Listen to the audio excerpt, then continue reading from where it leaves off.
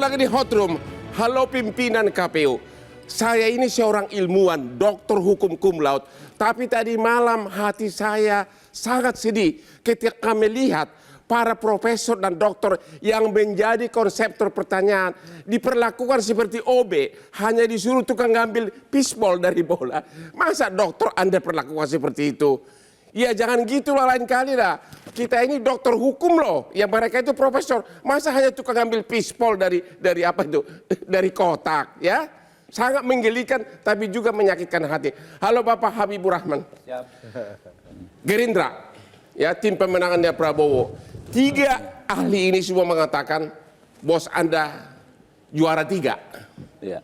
Komentar Anda dan kenapa bisa juara 3? Ya, jadi kalau kami melihat dari perspektif rakyat, ya, perspektif orang banyak, perspektif publik, ya. Ya. Begitu juga selama ini, ya. 3 orang ini kan kalau kita tahulah akademisi mungkin ada di level elit, ya. Ya.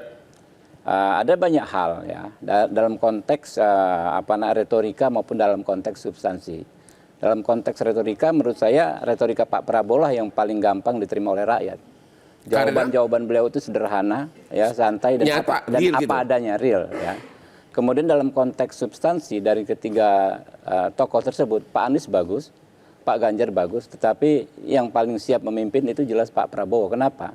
Satu-satunya yang mengedepankan pentingnya persatuan, kesatuan, kerukunan itu Pak Prabowo. Ya. Ketimbang saling menyudutkan, saling menyerang satu sama lain. Ya. Itu yang ditangkap rakyat, bahwa kita sebagai bangsa perlu ketiga hal tersebut, ya, persatuan, kerukunan, ya, kedamaian, itu yang diperlukan kita saat ini di tengah situasi internasional, ya, perang di mana-mana, ya, perpecahan di mana-mana. Kita sebagai bangsa bisa melewati pandemi, bisa melewati saat-saat sulit dengan berbekal rekonsiliasi. Jadi Anda melihat itu dalam konteks melihat action, dalam bukan omongan gitu. Ya, apa yang kita sampaikan pasti dicerna dan dilihat oleh rakyat. Jadi kalau secara ilmiah menilai survei debat itu, bahkan di Amerika itu bukan saat debatnya, tetapi setelahnya orang akan googling apa yang disampaikan, orang akan cari apa yang disampaikan. Misalnya gini, ya, mohon maaf, ya, dengan segala hormat, saya sepakat dengan Pak Anies soal kebebasan berpendapat, bagaimana kita membuat regulasi yang lebih baik. Tetapi Pak Anies ternyata kan nggak update. Undang-undang ITE itu baru 8 hari yang lalu kita ketok di paripurna untuk perubahan yang kedua. Itu sangat maksimal perbaikannya. Pasal 27 Pak Hotman itu kedua kali yang kita rubah menjadi sekarang ancaman hukumannya di bawah 2 tahun. Tadinya di atas 5 tahun bisa penahanan sebelum sidang, Bang Hotman tahu. Pasal 28 menjadi 28A sekarang ITE yang tadinya ada klausul karet, Bang Hotman. Ya. SARA, suku, agama, ras, antar golongan. Ya. Antar golongan inilah unsur karet di pasal tersebut yang memenjarakan Ahmad Dhani, Asma Dewi, banyak aktivis, banyak ulama, ya kan, karena dituduh mencemarkan golongan, padahal golongannya bisa siapa saja. Itu diperbaiki di minggu 8 lalu. Undang-undang 146 juga udah nggak ada. Di 263 KUHP yang baru. Kita fokus dulu kepada debat. Iya. Jadi ya, itu debat. Ya, yang disampaikan Pak Anies datanya nggak pas gitu loh. Dalam debat itu kan tujuan utama kan mencari kelemahan lawan, menjatuhkan lawan. Itu sudah hukum alam begitu. Kenapa timnya Prabowo tidak mengingatkan Prabowo agar ke Anies ditanya mengenai Formula E? Ya, itulah. Agar ke Ganjar ditanya mengenai IKTP skandalnya. Ya. Itu kan sangat kasus yang sangat menarik perhatian masyarakat. Kenapa itu nggak ditanyakan? Kenapa yang ditanya tentang polusi gitu? Enggak. Itulah kebesaran hati Pak Prabowo, ya. Tapi ini kan debat kan saling menjatuhkan. Enggak begitu di mata Pak Prabowo. Oh, begitu. Ya. Mata Pak Prabowo itulah di mata Pak Prabowo bagaimana debat ini kita bisa menghasilkan narasi-narasi yang edukatif kepada rakyat. Yeah. Kan rakyat pengen melihat pemimpinnya itu walaupun berdebat, suasana namanya nomenklaturnya debat, tapi sebetulnya dalam konteks mengklarifikasi untuk mencari solusi, sama-sama mencari solusi. Itu sebetulnya makanya kami kemarin format debat ini kan nggak masuk akal juga, cuma 1,5 jam. Padahal kita bicara soal hal-hal yang sangat-sangat strategis. Yang ingin dilihat rakyat ini pemimpin yang sama-sama duduk bareng, ya, saling mengklarifikasi betul, saling mengkonfirmasi betul, tapi adalah solusinya seperti apa. Itu yang disampaikan Pak Prabowo. Kalau Pak Prabowo dari awal jelas, Pak. Oke. Begitu awal debat, dia ngomong ini soal hukum begini dan lain sebagainya. Terakhir dia menyampaikan ini semua bisa dicapai dengan persatuan. Jadi Nah, itu dalam Pak konteks Prabowo mementingkan retorika persatuan maupun daripada menjatuhkan substansi, lawan. Ya? Menurut kami, ya seperti yang selama inilah ya dinilai oleh rakyat. Misalnya soal putusan MK nomor 90, berbagai macam persepsi dari elit dan lain sebagainya. Ternyata rakyat nggak selesai sampai di situ. Rakyat yang didominasi oleh kaum muda ini mencari. Ternyata di putusan MK itu tingkat mereka bisa melihat tidak terbukti intervensi dan lain sebagainya. Lalu ada keputusan 141 ya kan, yang diputus oleh 8 hakim MK tanpa Paman Usman, ya kan? Oke, Rakyat menilai. Akhirnya apa? Norma itu di mana? Pak? Oke. Etika di mana? Etika itu di hati rakyat. Kita beralih dulu ke Pak Taufiq terbukti Basari. dengan surveinya, Pak. Taufiq Parman. Basari, sejauh mana peranan tim kalian sehingga menurut mereka Anies itu jadi juara? Apakah memang Aniesnya sendiri atau memang timnya yang hebat? Aniesnya sendiri yang hebat. Oh begitu? Ya, kenapa? Karena memang Mas Anies ini punya kemampuan yang luar biasa ya. Karena dia akademisi melawan.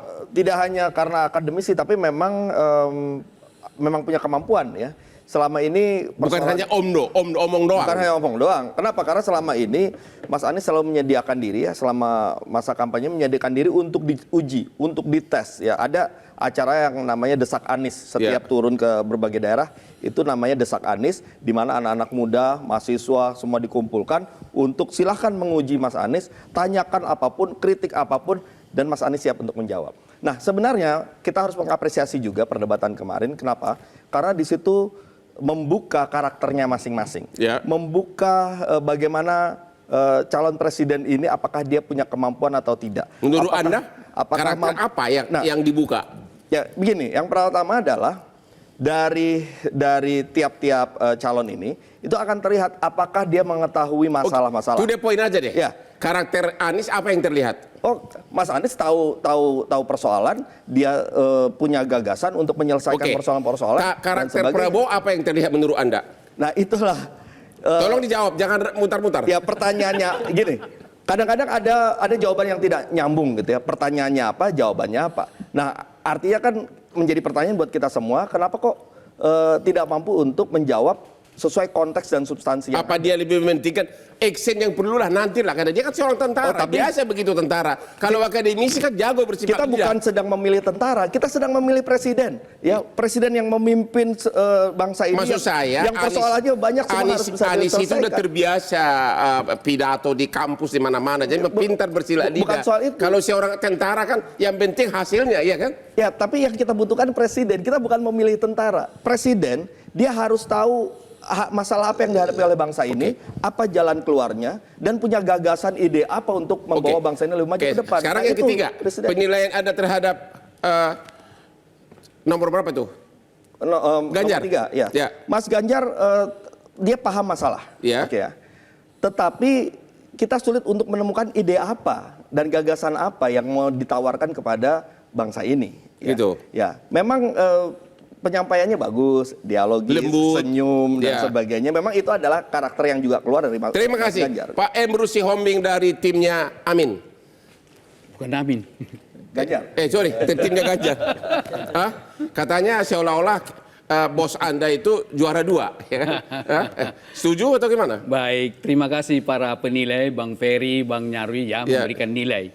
Tapi itu kan penilaian secara general. Ya. Artinya secara keseluruhan. Ya. Kalau kita mau menilai sesuatu harus kita breakdown. Coba breakdown.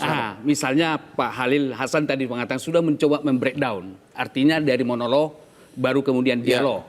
Ada di situ perbedaan. Kalau kita breakdown lagi, kalau kita menilai sesuatu tidak boleh kita lakukan general secara keseluruhan. Kenapa kita tidak breakdown penguasaan panggung misalnya? Baru kemudian adalah penguasaan substansi dan penggunaan diksi. Yang misalnya. terjadi apa di sini? Nah, apakah Ganjar menguasai semuanya? Saya kira iya. Saya betul memperhatikan dialog itu tadi malam. Yaitu apa ya? Apa kelebihan dia dari Anies dan Prabowo? Sederhana untuk melihat. Saya pengajar argumentasi dan debat. Ketika perdebatan terjadi tidak boleh muncul merendahkan lawan bicara. Yaitu adalah Mas Anies, tidak boleh itu. Ya, namanya Jadi, debat kan tidak kan bisa. saling menjatuhkan. Tidak, dalam suatu dialog, argumentasi. Itu bukan dialog, Pak, itu debat. Iya, debat. Tolong dibaca buku tentang teori-teori perdebatan. Tidak boleh kita merendahkan orang lain. Tetap kita harus hormati siapapun Itu teman kan debat tidak kita. merendahkan kalau dikatakan. Lu pernah datang ke rumah gua, Bukan. lu bilang bahwa Bukan. bahwa oposisi tidak ada. Bukan, diksi yang saya mau katakan Ya. bahwa Mas Anies, itu dari sudut komunikasi biasanya disampaikan orang yang superior kepada inferior, menunjukkan dirinya sebagai orang yang lebih superior. Seharusnya tidak bisa begitu. Harusnya yang kita Oke, perdebatkan sekarang kita adalah dari materi. substansi Oke. ke substansi dulu. Di mana kelebihannya Ganjar? Sederhana. Ya. Ketika kita melihat, ketika dia menjelaskan, dia berkunjung ke Papua. Ya. Ganjar, baru kemudian adalah Mahfud ke Aceh.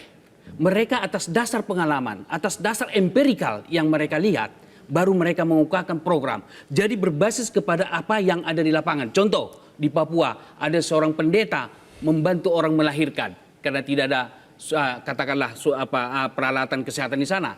Baru kemudian ke Aceh. Di sana ada seorang guru yang tidak memenuhi kebutuhan. Tapi itu nah, kan, itu maksud saya itu kan adalah Ganjar hanya menuju suatu kejadian, bukan karena jasa dia. tunggu dulu, justru itu yang paling bagus. Bagaimana melihat Ya. fenomena yang ada di lapangan dan dia berkunjung. Satu hal yang menarik secara simbolis. Ya. Kalau dikatakan tadi soal NKRI dan katakanlah persatuan, justru lebih menunjukkan secara nyata rasa persatuannya adalah pasangan Ganjar dan Mahfud. Kenapa? Pada periode, pada kampanye hari pertama, yaitu Ganjar ke ujung timur, yaitu Papua, ia menunjukkan apa di situ? Dia memulai dari ujung timur di mana cahaya matahari. Jadi baru kemudian dari Aceh. kita mau istirahat. Ya. Anda mengatakan Ya. bahwa Ganjar itu lebih bersifat nasionalis ke arah persatuan. Ketemu lagi di Hot Room. Jelajahi cara baru mendapatkan informasi. Download Metro TV Extend sekarang.